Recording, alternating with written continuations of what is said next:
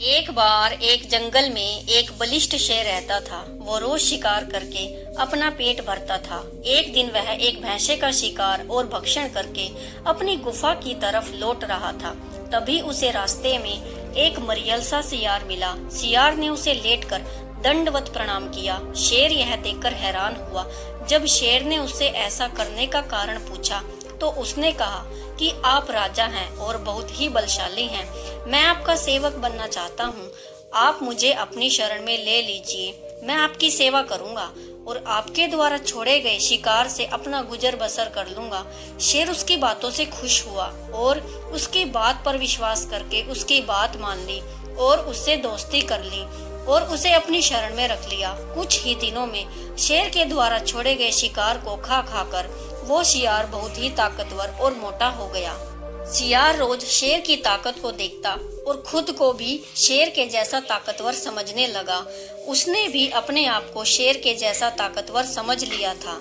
उसने शेर से कहा, दोस्त, अब मैं तुम्हारी तरह शक्तिशाली हो गया हूँ और आज मैं एक हाथी का शिकार करूँगा और उसका भक्षण करूँगा और उसके बचे कुचे मांस को तुम्हारे लिए छोड़ दूंगा।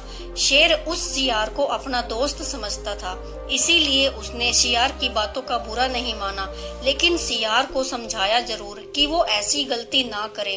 उसने उसे हाथी के शिकार से रोका, लेकिन वह शियार घमंडी बन चुका था। वो अपने ही भ्रम में जी रहा था।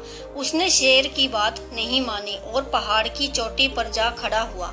वहां से उसने अपनी नजरें दौड़ाई तो पहाड़ के नीचे उसे हाथियों का एक झुंड दिखाई दिया। हाथियों को देखते ही वो एक बड़े हाथी के ऊपर कूद पड़ा, किंतु वह हाथी के सिर के ऊपर की बजाय पैरों में गिर पड़ा और हाथी ने अपनी मस्तानी चाल से अपना पैर उसके सिर पर रख दिया और आगे बढ़ गया और क्षण भर में शियार का सिर चकनाचूर हो गया। वो शियार उसी वक्त मर गया। पहाड़ के ऊपर से शेर यह सब कुछ देख रहा था।